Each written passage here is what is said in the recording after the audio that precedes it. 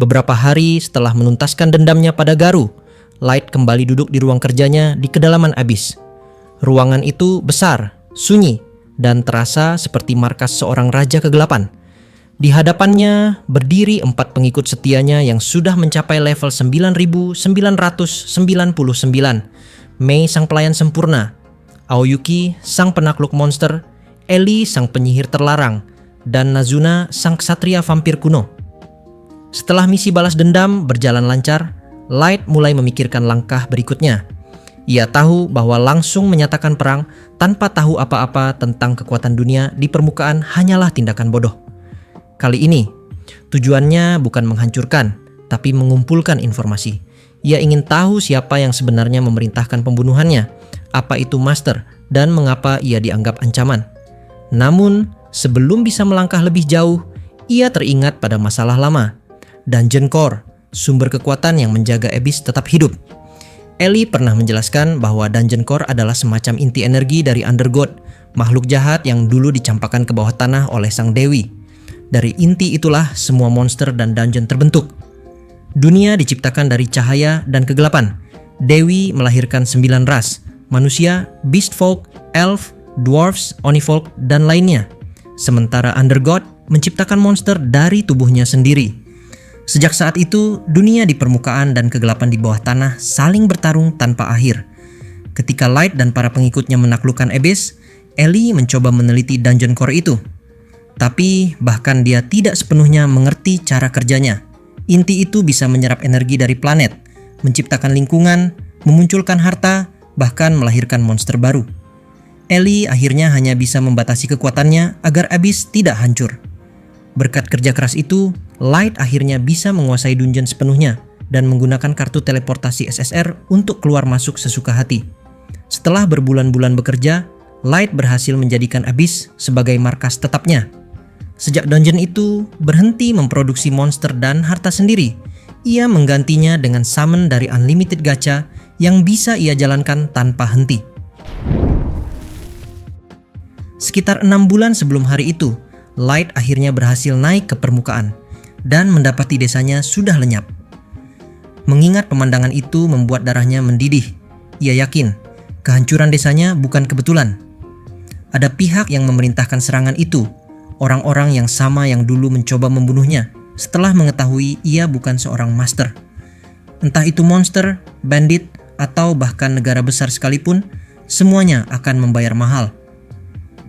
Suasana di ruang kerja tiba-tiba menjadi berat.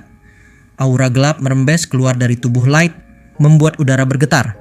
Dinding berderak pelan, dan keempat pengikutnya menunduk. Wajah mereka pucat karena bisa merasakan amarah tuan mereka yang luar biasa.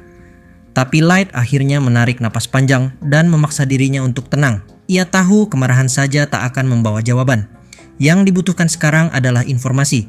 Ia harus tahu siapa musuhnya sebenarnya, siapa master yang sesungguhnya, dan rahasia apa yang disembunyikan dunia di atas sana. Singkat cerita, Light pun sudah memutuskan sasaran balas dendam berikutnya. Sasha si Elf, mantan anggota Concord yang pernah mengkhianatinya dan mencoba membunuhnya. Sekilas sebutan itu membuat semangat para pengikut perempuan menyala. Mereka berebut ingin turun tangan. Light menahan gelombang antusiasme itu. Ia tidak ingin mengulang pola Garu yang dipancing lalu dihukum. Strategi kali ini harus lebih halus, bukan sekadar jebakan kasar, melainkan rencana yang bakal membuat Sasha merasakan kepedihan yang sama seperti yang dirasakan Light dulu. Ellie segera menyodorkan rencana yang dimodifikasi dan jauh lebih matang daripada gagasan awal Light. Ide itu mempertahankan garis besar balas dendam yang Light inginkan, namun menambahkan detail intelijen, penyamaran, dan momen publik yang akan membuat pukulan itu terasa menghancurkan. Light menyukai inovasi itu.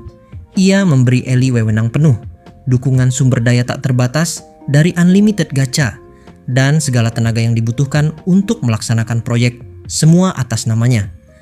Antara mereka tumbuh semacam persaingan halus.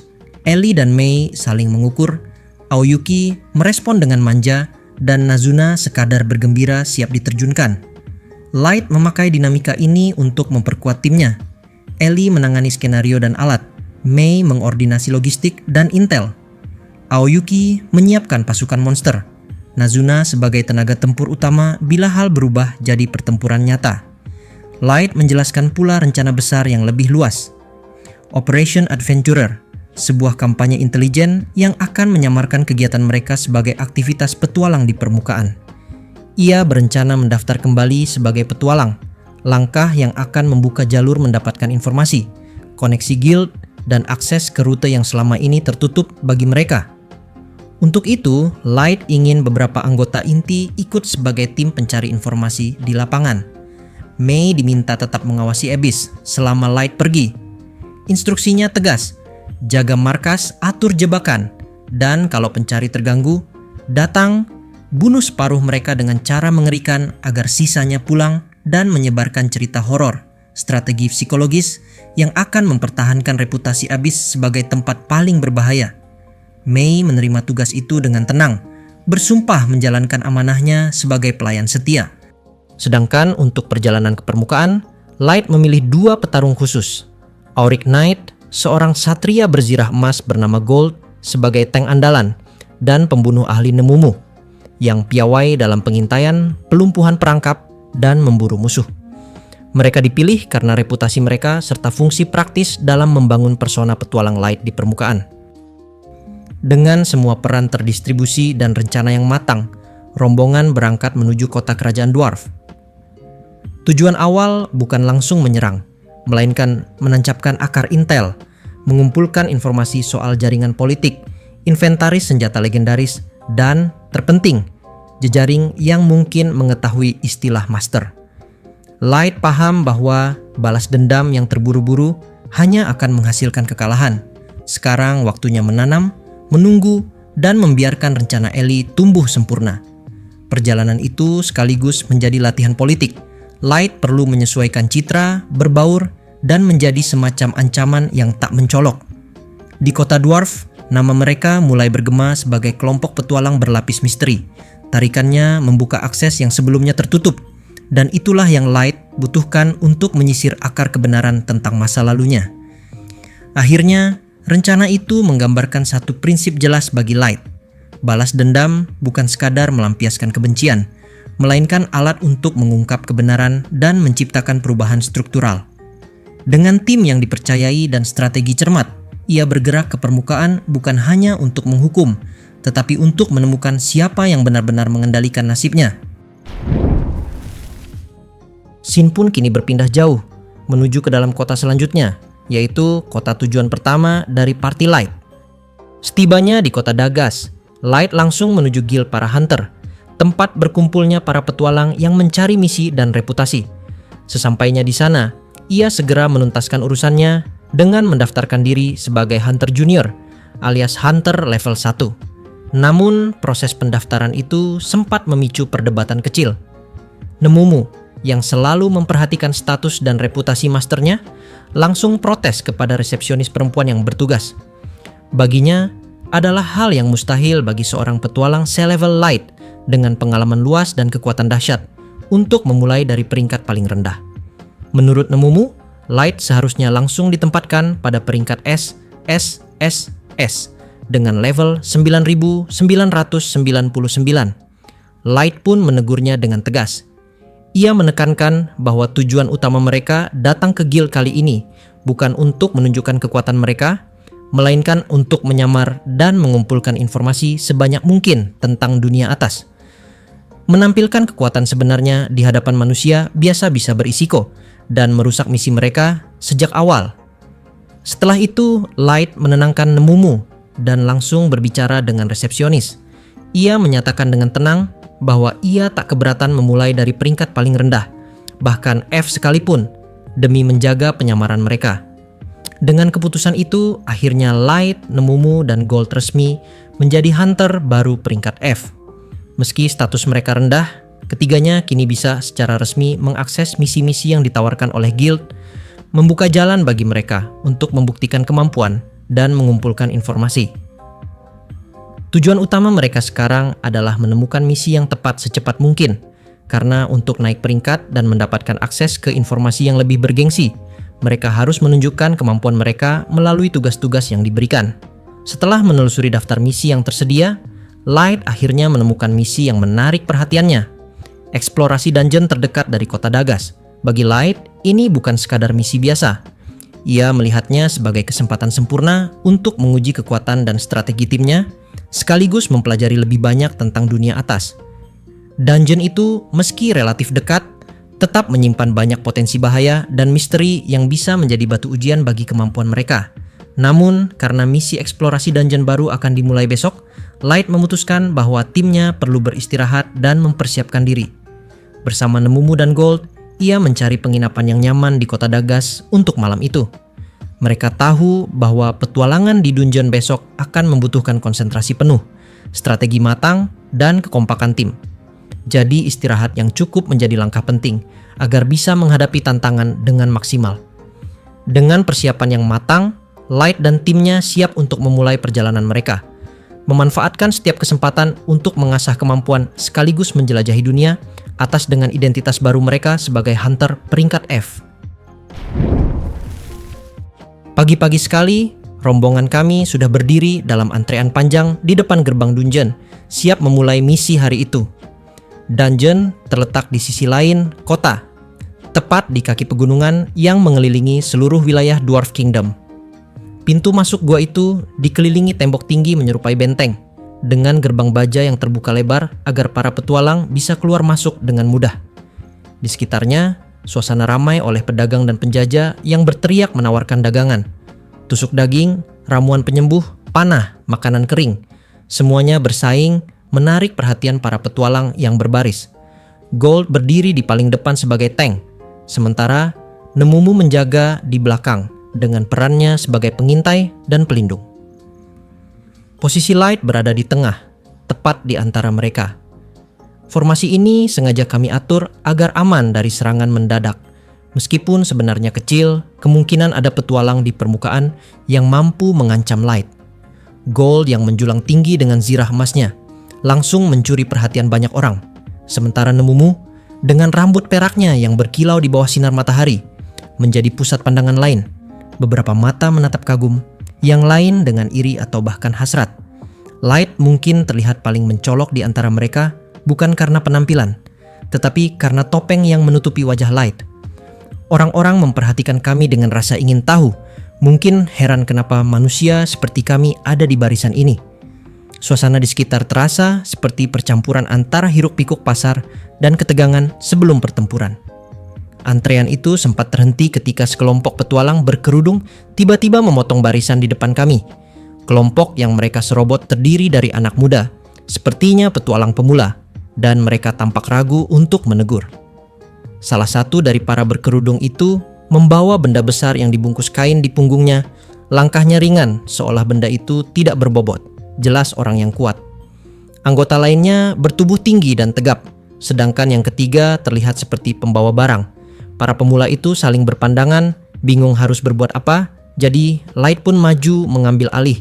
Dengan nada tenang namun tegas, Light menegur mereka agar tidak memotong antrean.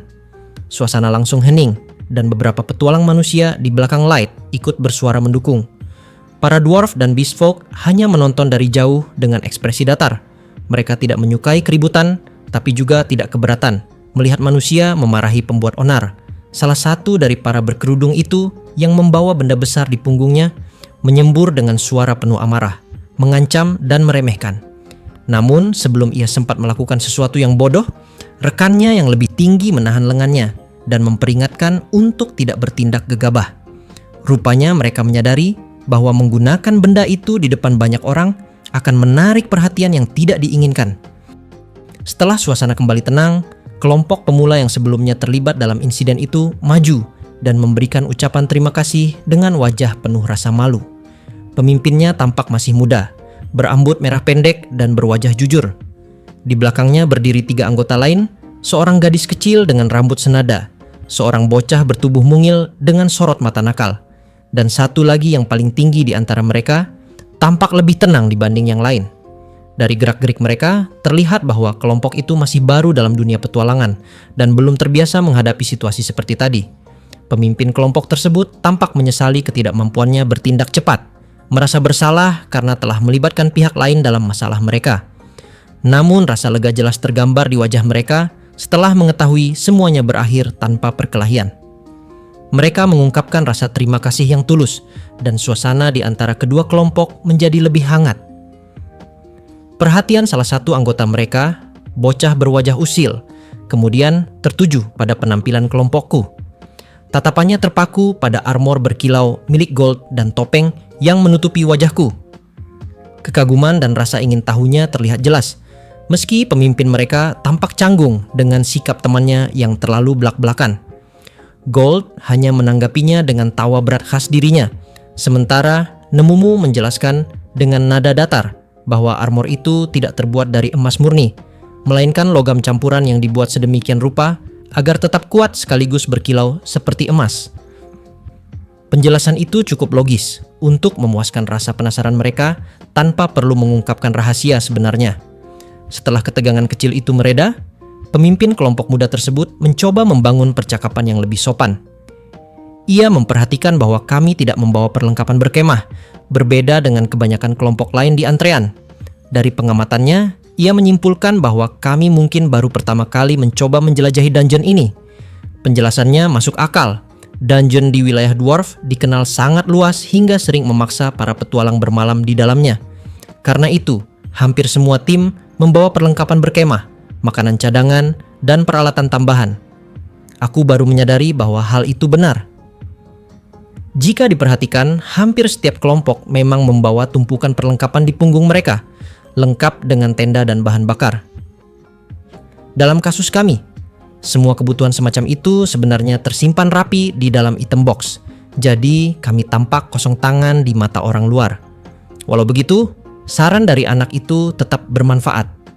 Aku menyimpannya dalam benak, menyadari bahwa terkadang terlalu sempurna juga bisa menimbulkan kecurigaan. Percakapan kami terhenti ketika penjaga gerbang memanggil kelompok muda itu untuk memasuki dungeon. Mereka sempat membungkuk sopan sebelum berlari menuju pintu masuk batu yang menjulang di kaki gunung. Tak lama kemudian, giliran kelompokku dipersilakan maju. Saat melangkah melewati gerbang baja dan menuruni koridor awal yang dingin, pikiranku melayang pada percakapan barusan. Item box memang langka, dan keberadaan kami yang tanpa perlengkapan mungkin tampak aneh di mata para petualang lain. Aku mempertimbangkan apakah di kesempatan berikutnya sebaiknya membawa sedikit barang fisik agar lebih mudah berbaur. Di dunia permukaan, terkadang berpura-pura biasa jauh lebih berguna daripada menunjukkan kekuatan yang luar biasa. Dengan pikiran itu, aku terus melangkah lebih dalam ke kegelapan dungeon, diikuti Gold dan Nemumu yang bergerak dalam formasi siaga, bersiap menghadapi apapun yang menunggu di bawah sana. Begitu melangkah masuk ke dalam dungeon, pemandangan yang tersaji di depan mata benar-benar di luar dugaan. Dari luar, pintu masuknya tampak seperti gua biasa di kaki gunung. Tetapi, begitu melewati ambang itu, dunia yang sama sekali berbeda terbentang luas di hadapan. Hamparan padang hijau terbentang sejauh mata memandang, dihiasi pepohonan yang menari lembut diterpa angin, dan sebuah sungai berliku yang mengalir tenang di tengahnya. Di atas kepala terbentang langit biru cerah, begitu indah hingga sulit dipercaya bahwa semua ini ada di dalam tanah. Pemandangan itu terasa begitu kontras dengan Abyss, tempat yang selama ini menjadi wilayah kekuasaanku. Di sana, tidak ada padang rumput, gunung berapi, atau gletser alami. Semua ruang di Abyss adalah lorong batu dan ruang bawah tanah yang gelap tanpa batas. Aku juga pernah mengunjungi berbagai dungeon lain selama masa di Concord of the Tribes, namun semuanya selalu memiliki suasana lembab dan berbatu. Tidak pernah seluas dan seindah ini. Melihat ekosistem alam yang utuh di dalam dungeon membuatku takjub. Seolah dunia ini diciptakan ulang oleh kekuatan ilahi yang tak bisa dijelaskan dengan logika biasa. Para peneliti di dunia atas sering mengaitkan fenomena seperti ini dengan kekuatan Undergod, entitas misterius yang dipercaya mampu membentuk realitas di dalam dungeon. Mungkin itu hanya teori, namun melihat dunia ini dengan mata kepala sendiri membuatku mulai memahami alasan di balik kepercayaan tersebut. Gold yang berjalan di depan tampak terpukau oleh pemandangan luas di hadapannya. Ia menatap sekeliling sambil menggumam kagum, menyadari bahwa satu lantai dungeon ini mungkin lebih besar dari seluruh kota yang baru saja kami tinggalkan. Tujuan kami di dungeon ini sederhana, menaikkan peringkat sebagai petualang untuk mendapatkan akses ke informasi yang disembunyikan oleh kalangan elit. Untuk itu, kami hanya perlu mengalahkan monster, mengumpulkan bahan langka, dan terus menembus lantai demi lantai. Tidak ada hal yang lebih penting dari itu. Setelah berjalan cukup jauh, kami akhirnya sampai di tepi hutan yang terlihat dari kejauhan tadi. Pepohonan lebat menyambut langkah kami, menciptakan suasana lebih tenang dan jauh dari pandangan kelompok petualang lain. Nemumu yang sejak tadi terus waspada, memastikan bahwa tidak ada siapapun di sekitar. Ia menggunakan kemampuan deteksinya untuk memindai area dalam radius 100 meter dan memastikan situasi aman sebelum melangkah lebih dalam. Sebagai langkah tambahan, aku mengaktifkan beberapa kartu unlimited gacha untuk memastikan tempat ini benar-benar aman. Detection memastikan tidak ada makhluk atau manusia yang mendekat. Silent menutupi suara percakapan kami dari pendengaran luar. Dan magic jamming mencegah siapapun mengintai lewat sihir. Dengan demikian, posisi kami sepenuhnya tersembunyi. Setelah semuanya dipastikan aman, aku menetapkan tujuan berikutnya, menemukan tangga menuju lantai kedua. Semakin dalam lantai dungeon yang berhasil kami jelajahi, semakin tinggi peringkat yang akan kami dapat. Melawan monster di lantai bawah tentu akan memberi hasil lebih besar dibanding menghabiskan waktu di lantai pertama yang relatif aman. Scene pun kini berpindah menuju ke dalam sudut pandang dari pria berjubah yang tadi sempat membuat keributan di pintu masuk dungeon. Di momen itu, sebuah teriakan tajam terdengar menggema di sudut paling jauh lantai pertama dungeon, membelah kesunyian seolah memecahkan udara.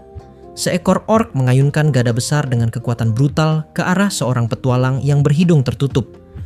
Elf itu bergerak gesit, nyaris menghindari setiap pukulan yang diarahkan padanya, lalu mengitari makhluk itu dengan lincah.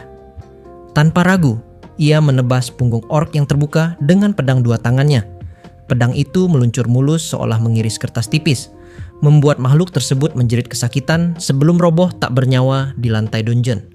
Tudung yang menutupi wajah elf itu tersingkap, memperlihatkan seorang pria muda dengan rambut berwarna madu, diikat di ujungnya, dan mata hijau berkilau seperti zamrud. Telinganya yang runcing khas, ras elf menampakkan keanggunan sekaligus ketajaman, sementara ekspresinya yang fokus menandakan seorang pejuang yang tak kenal kompromi. Meski wajahnya bisa saja dikira perempuan oleh orang yang tak terbiasa melihat elf muda, gerak-geriknya memancarkan aura seorang petarung yang penuh disiplin. Setelah menumpas 10 orc, ia mengaktifkan layar statistiknya tanpa menghiraukan darah yang menempel di pedang maupun bau tajam dari mayat-mayat di sekitarnya. Ekspresinya berubah menjadi frustrasi begitu membaca levelnya, 1500. Bagi orang kebanyakan, angka itu luar biasa tinggi. Namun bagi Kito, itu tidak cukup. Ia menggeram dan menancapkan pedangnya ke tanah sebagai bentuk kemarahan sekaligus kekesalan. Ia tahu, secara normal, elves, dark elves, dragon newts, dan demonkin memiliki batas pertumbuhan sekitar level 1000. Jadi, dirinya yang sudah mencapai 1500 seharusnya sudah lebih dari cukup untuk menjadi sosok legendaris. Namun, Kito tidak merasa puas. Kemarahan dan kecewa itu tidak muncul begitu saja.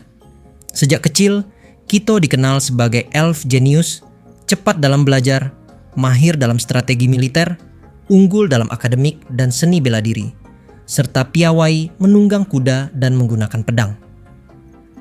Prestasinya membuat semua orang di sekitarnya memujanya, dan Kito tumbuh menjadi sosok yang percaya diri hingga sering meremehkan orang lain.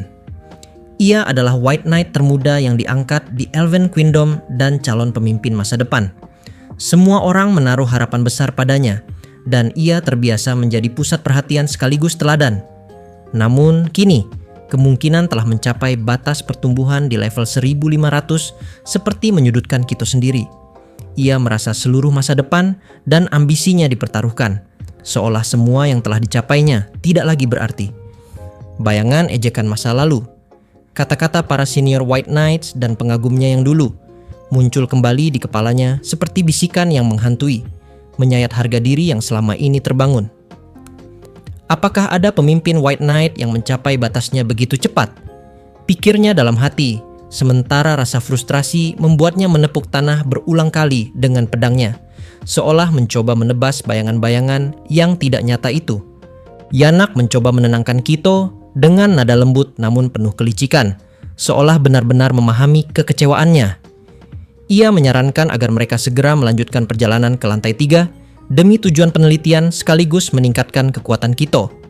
Senyum tenangnya tetap terpasang, walau aura gila dari Kito terasa jelas di udara. Ucapan itu cukup untuk meredam amarah sang elf. Dengan enggan, Kito mencabut pedangnya dan mengikuti saran tersebut, meski dalam hati ia masih membara. Dalam pikirannya, Kito terus berkata, ia yakin darah pahlawan yang diwarisinya membuatnya layak disembah, bukan direndahkan.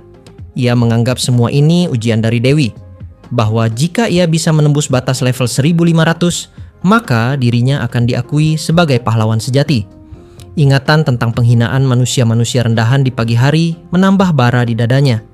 Ia bahkan membayangkan membalas mereka semua, kecuali wanita berambut perak yang dianggapnya terlalu cantik untuk dibunuh.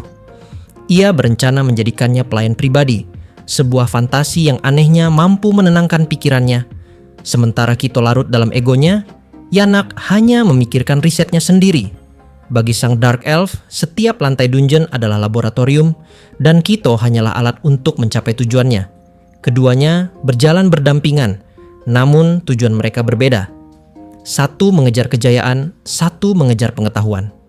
Di antara langkah mereka yang bergema di lorong batu, persekutuan yang rapuh itu terus berlanjut, terjalin.